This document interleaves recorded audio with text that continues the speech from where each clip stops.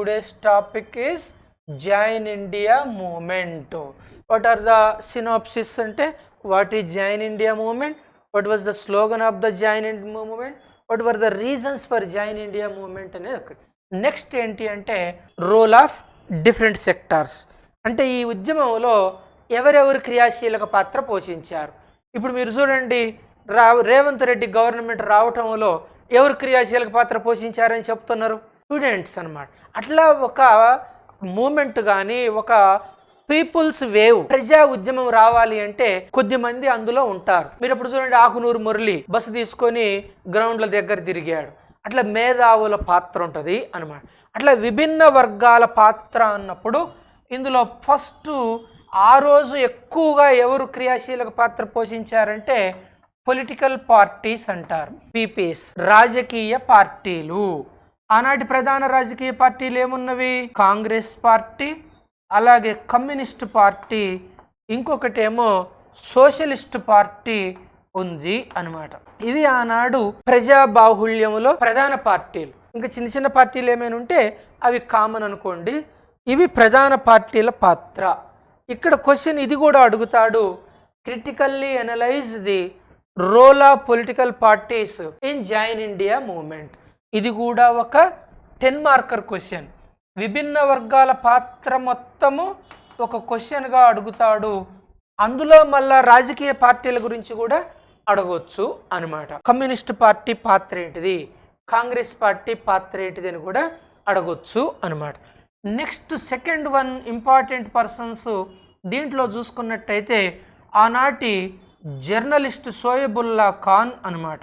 Journalist Shoaibullah Khan పాత్ర ఏమిటి అని అడుగుతారు. షోయబుల్లా ఖాన్ ఒక ముస్లిం అయినప్పటికీ కూడా ముస్లిం రాజ్యం వద్దు అని తన ప్రాణాన్ని త్యాగం చేశాడు. ఈ sacrificed his life for the democracy of Hyderabad princely state. హైదరాబాదులో ప్రజాస్వామ్యం కొరకు తన ప్రాణాన్నే ఆత్మార్పణం చేసినటువంటి, త్యాగం చేసినటువంటి గొప్ప ముస్లిం జర్నలిస్ట్ పేరేటది షోయబుల్లా ఖాన్ పాత్ర రాయాలి అనమాట. నెక్స్ట్ రోల్ ఆఫ్ డిఫరెంట్ సెక్టార్స్లో స్టూడెంట్స్ అనేది అనదర్ ఇంపార్టెంట్ క్లాస్ అనమాట.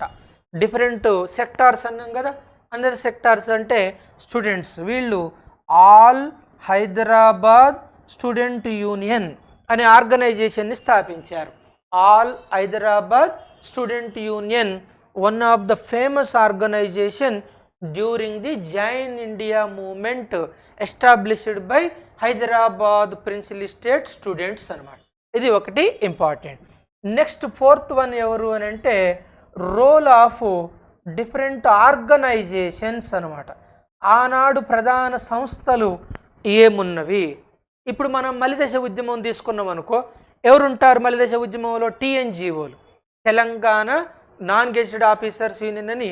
మీకు ఉద్యమం మీద అవగాహన ఉంటే స్వామి గౌడు, దేవి ప్రసాద్, శ్రీనివాస్ గౌడ్ లాంటి వాళ్ళు ఇక్కడ ఉద్యమాలు జరిపారు అనమాట. ఇది ఒకటి ఇంపార్టెంట్ ఆర్గనైజేషన్స్ ఏమున్నవి చూడాలి. నెక్స్ట్ అనదర్ ఇంపార్టెంట్ ఏమిటి అంటే ఇందులో ఉమెన్ అనమాట. రోల్ ఆఫ్ ఉమెన్ అనమాట. మహిళలు ప్రధానంగా ఆనాడు ఒకసారి ఊహించుకో, 1947-48 మధ్యలో మహిళలని ఇంటి నుంచి బయటికి రానియటమే కష్టం. అలాంటిది రోడ్డు మీదకి వచ్చి జై జాయిన్ ఇండియా అన్నారు అంటే వాళ్ళ కుటుంబంలో వీళ్ళపైన ఎంత గౌరవం ఉండాలి. ఈరోజు కూడా సమాజంలో మేల్ డామినేటెడ్ సొసైటీ ఇది. పురుషాధిక్య రాజ్యంలో ఏమంటారు? ఈ స్టీరియో టైపిక్ ఫండమెంటలిస్ట్ ఐడియాలజీ ఉన్న ముసలోళ్ళు ఉంటారు. మా తాత అనేవాడు, ఒరే సైదా, గడప దాటిన ఆడది గజ్జి కుక్కతో సమానం రా అనేది అనమాట. అంటే ఆయన మెంటాలిటీ అట్టుండేది. ఆయనకు అపోజిట్గా మా ఇంట్లో ఉన్న ఆడవాళ్ళందరినీ చదివించాను, పోస్ట్ గ్రాడ్యుయేషన్ చేయించిన. కాబట్టి ఆనాడు మనం ఏదో 4 పేర్లు చదువుకోవటం కాదు, 1946లో ఆడపిల్లలని ఉద్యమములోకి పంపించారు అంటే ఎంత గ్రేట్. మీరిప్పుడు తెలంగాణ ఉద్యోగుల తరపున పాపం అమ్మాయి ఆస్మా అని మీరు యూట్యూబ్లో చూస్తుంటుంటారు. అమ్మాయిని ఎన్నిసార్లు పోలీస్ స్టేషన్కి తీసుకుపోయారు? ఆ అమ్మాయిని పోలీస్ స్టేషన్కి తీసుకుపోయిన అమ్మాయిని రేపు ఎవరు పెళ్లి చేసుకుంటారు? ఎంత డేర్ ఉండాలి ఆ అమ్మాయికి అంటే 2025లోనే ఆడపిల్లల్ని బయటికి పంపించాలి అంటే భయపడుతున్న కుటుంబాలున్న ఈ టైంలో 1946 నాటి సమాజాన్ని ఉపయోగించుకో. ఆనాడు బయటకు వచ్చినటువంటి ప్రతి మహిళ Jhansi లక్ష్మీబాయే.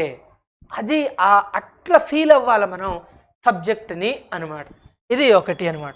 Next another important one ఏమిటి అంటే మేజర్ అంటే కామన్ పీపుల్ అనమాట. సాధారణ ప్రజలు ఎలా ఉన్నారు, కామన్ మ్యాన్ అంటే సాధారణ ప్రజలు ఏం చేశారు అనేది రాయాలి. ఇలా ఇది కూడా ఒక క్వశ్చన్గా అడుగుతాడు. రోల్ ఆఫ్ డిఫరెంట్ సెక్టార్స్, విభిన్న వర్గాల పాత్రను వివరించండి అని అడుగుతాడు అనమాట. వివరించండి అంటే మనం నఖశిఖ పర్యాంతం అంటారనమాట. నఖం అంటే గోరుకాండ నుంచి ఇడి దాకా ఒక ఆడపిల్లని చూస్తారు కదా, కింది నుంచి పై దాకా ఎట్లెట్లున్నదేను వివరించండి అంటే అలా రాయాలి అనమాట. క్రిటికల్లీ అనలైజ్ అంటే ప్రత్యర్థులు ఏమనుకుంటున్నారో రాయాలి, అది దాని అర్థం అనమాట. ఓకే, ఇది 4th point in join India మూవ్మెంట్కి సంబంధించినటువంటి.